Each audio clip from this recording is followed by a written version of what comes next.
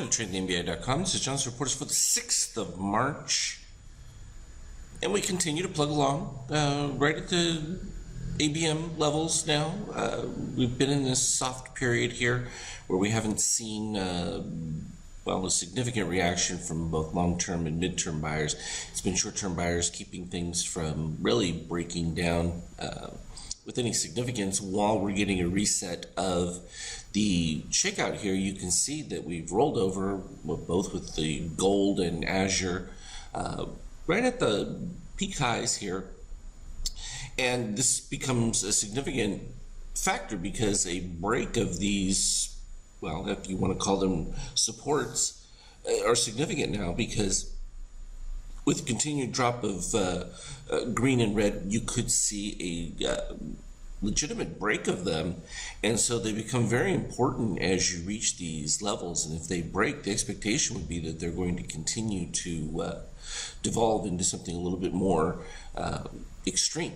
So that basically is saying that, hey, you start to break this ABM gold, and then you start to look at, well, what are my next levels, and will I see any action at those levels? And the reality is, based on what we're looking at from the shakeout and these other indicators from the DOC, and that is that potentially you're not likely to see as much support that you might hope for. Plain and simple. So 7750 from ABM standpoint really becomes the first fundamental, and then you see the white at 63 corresponding very closely to that 2762 right here, and so that becomes very significant because below that there's a pretty decent range. So at this particular point, you're looking at the downside potential being roughly equal to what the potential upside is, meaning to the high.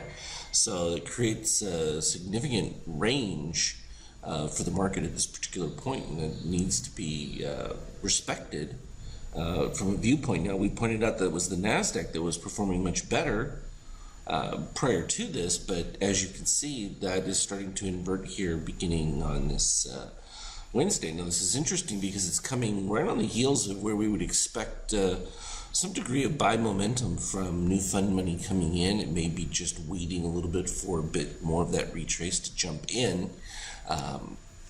But clearly we would see that on an intraday standpoint, and easily enough we would look at our 50K chart here, and you would be able to begin to see it's like, okay, yes, we've had this green setup and we're consolidating across it, which is not very unusual. It happens quite a bit,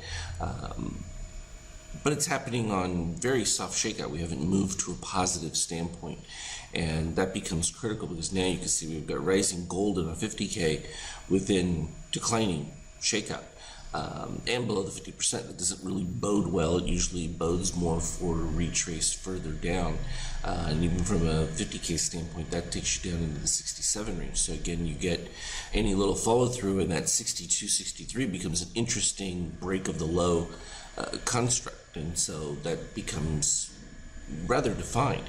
Above that 2793, which again, that's that same 9350 that we've been talking about for how long? Quite a while, going way back, even prior to this time period. You have that all the way up to the 2820. So it's one or the other, and under the current construct, lower has a little bit more potential at this particular stage. So keep that in mind as you're looking at the intraday action. From a euro standpoint, obviously, if we were expecting highs to be broken, I would expect a return back of the euro and a break above that 15%. Also not seeing that.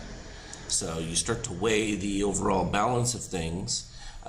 You're also not seeing significant rise in gold, which would also indicate the potential for greater inflation, which would also bolster the market, ironically, because of that devaluation of money over time is going to cause the market to rise, counter to what you may see from economic data, which is something that has always confused people when they talk about, slowing economy and they see a market holding or moving higher, and some of that is related to monetary devaluation. So I often forget that aspect of it. Not to mention, ultimately, changes in multiple and the viewpoint of multiples. Let's adjust that chart back into our proper. There we go. So from an intraday standpoint, you can see this is mostly just a consolidation day that we had for Tuesday. We literally pivoted every time we got to that 93.50, slightly above, retraced back below it, fought back up to it several different times, broke back above it, and then kind of consolidated on there. And every single time we got breakdown readings, and you can see this predominance of the DOC red staying below zero, indicating that there just isn't enough momentum in that buying to really push price through. When we had this slight break of it, it barely held it for a bar or two, and this is where I was talking about, you know, from my viewpoint, being short in that 95 range or so, 94 to 95. I think I've averaged in various, I'm somewhere just above that, you know, leading from originally the 28, 15 range. But that's been the crux of where the market's at.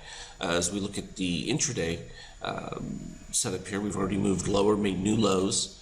Those have been slightly supported. Well, if we rise up from those, the expectation, just as we get it from an intraday move when it breaks to the high and comes back, that it's going to be retested.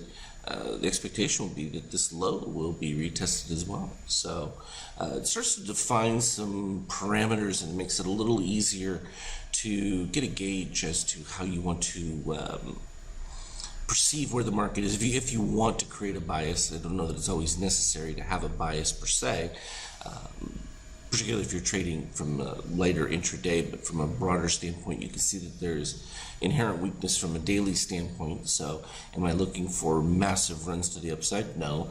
Am I looking for more of this chopping effect because we're in a weak consolidation? Absolutely. And given what we know for support ranges in that down below, we've got a pretty good range, even if you're talking about from the 93 to the 77, which this almost achieved just from a pre-market intraday, to then looking at the 62, you start to see broader potential for moves to get a little more carried away.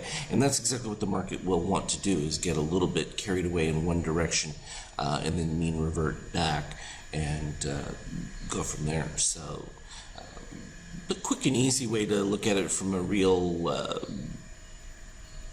sophisticated construct of how to perceive where you should be leaning, and that's really what's helpful about those readings and being able to say, okay, I've got various levels that I can react to, and that becomes significant, because when I'm reaching a resistance point or a breakout point, particularly when it comes to DOC red rollovers, those kinds of things with the DOC spread right here where you get your short signals, when they're happening at key levels, the expectation is that you're going to get momentum in that direction, because you're going to see a lot more activity. And that's exactly what the algos are designed to do, is to hunt areas where there's significant supply, or should be significant supply, to see the extent to which. And every time we break that 93, they're finding more and more